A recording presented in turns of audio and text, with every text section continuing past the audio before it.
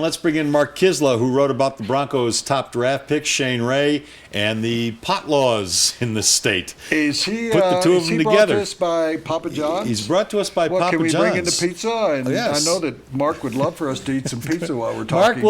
we'll eat the piece of pizza for you. Our live guests appear courtesy of Papa John's. He's Mark Kiszla of the Denver Post, sports columnist. Mark, your column from this morning's paper is getting a lot of buzz, if you will, please, for those who haven't read it, just recap it for us, will you? Well, I was just here taking a little nap, listening to Woody tell me about the deadliest catch. But smoke them if you got them. That would chill you out. That would get you to take a nap. How perfect is it? Shane Ray, Colorado. I mean, welcome to Colorado. You don't need that C flag to welcome. You use the maple leaf or whatever that marijuana leaf is. Well, I would just bring up, just truth in advertising here. Where'd you go to school, Mark? I went to the University of Missouri. I have a feeling Shane Ray probably attended more classes than I did at Mizzou. I went to Mizzou at the same time as his father, Wendell Ray. And look how good we both turned out, Wendell and myself. Well, you'll be the two most exciting people. One of you will probably realize a lot of money as a result of this draft choice. It won't be me. Do you like the pick? Do you think he's going to be a big contributor right out of the chute? I think it's an excellent pick. I do. I think it's a very good pick. My regret, 2 days before the draft, I was out snooping around a little bit at the Broncos, and I asked, would they take Shane Ray? And I got the distinct impression they would if he slipped down the board. I didn't know they liked him enough to trade up for him. I thought it was nutso to wait at 28 and draft the offensive tackle, because there's 8 offensive tackles that are all the same. And I wouldn't have done that. I advocated them being aggressive, get a defensive player, somebody who's a playmaker, and I think they've got the potential for that in Shane Ray. Let's move forward.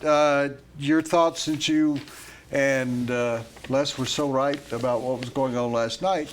How do you look at what they do in the second round? Is there a possibility in your mind, Mark, that they might trade up again since they still have a lot of picks and there are a couple of people out there that they really like?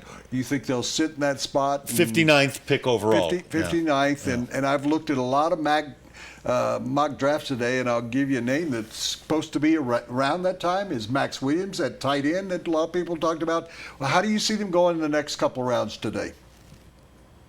Max Williams is certainly a possibility, somebody they looked at. I'm not a huge Max Williams fan. That doesn't mean anything. But I do like your idea of trading up in the second round. I think it's easier to trade up a spot or 2 or 3 or 4 in the second, third, fourth round than it is the first round. You don't have to pay such a emotional blackmail toll to move up in the later rounds. And so if they like an offensive lineman, if they like another position player, then I think it would be a good idea for them to move up once again. My guy that I kept yelling about even up to the last moment last night is Jordan Phillips. And for some reason, people have kind of lost interest in him, but he will be available around then. And what you're talking about, if they moved up maybe 8 spots, there are a bunch of guys, I think, in that area. If they moved up to the beginning of the round, they could still get T.J. Clemmings, who's on the board. I didn't much like many of the other tackles. They all win the first round, the ones that I think the Broncos are really interested in. There was not a question there, Mark. Forgive me. No, wait. Well, here's the answer, though. I am convinced that the Broncos really wanted to move up, not so much to get Shane Ray, but they were trying to move up to get the offensive tackle from Texas A&M. Agbui, or however you say his name, pardon me, Mr. Agbui, for not knowing your name or not knowing how to pronounce it. And when they couldn't do that, they said, well, the best player in our top 10 is Shane Ray, and let's go get him. So I think if in rounds 2 and 3, and I've heard it from a lot of fans, they should take Bryce Petty. They should take Garrett Grayson. If tonight John Elway takes a quarterback and doesn't take an offensive lineman, Peyton Manning might walk in his office and say, give me that $4 million pay cut back. because what are you doing here? Yeah. All right, this is a question for both of you. How good can this defense be with Shane Ray there? And is he a transformational player for this defense? And this is why I use that word. He allows DeMarcus Ware, who still has some game left, to rest. He can even give Von Miller some rest at times.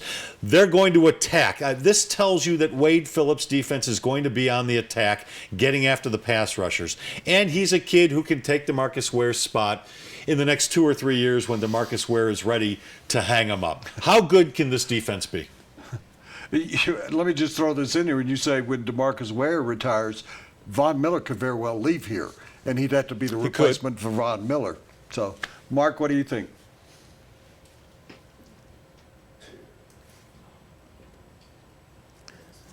All right, it looks like Skype froze on us. Well, let me talk. Okay. There he is. There he I is. woke up for a second there. I like Shaq Thompson in the first round because I think he's an attacking defensive player. Shane Ray's that same type of player. And I got news for you. This is DeMarcus Ware's last year in a Broncos uniform. I wouldn't have been upset if last year was DeMarcus Ware's last year. He's a Hall of Fame quality player. Was he a bad pickup? No. Was he a good pickup? No. Is he on his last legs? Absolutely, positively. Okay. So Shane Ray becomes the new DeMarcus Ware. If the Broncos go to the playoffs, and we all think they will, I think Shane Ray will have a much bigger impact on the Broncos in a playoff run than DeMarcus Ware ever will this season. I hope they take that $3 million that Manny Ramirez was getting and get themselves a nose tackle if they don't get a good one in the draft. There are some defensive players out there. I think you need to maybe go find a veteran inside linebacker if you don't draft one there. So let's spend a little bit more money on defensive players and shore it up even more in your efforts to be like the Seahawks. I hope they take the $3 million and buy me some of that pizza you guys are enjoying. We're not having it. Oh, yeah. As soon as we say goodbye to Mark, we're bringing in the pizza. Okay. Well, goodbye, Mark. Thanks, man.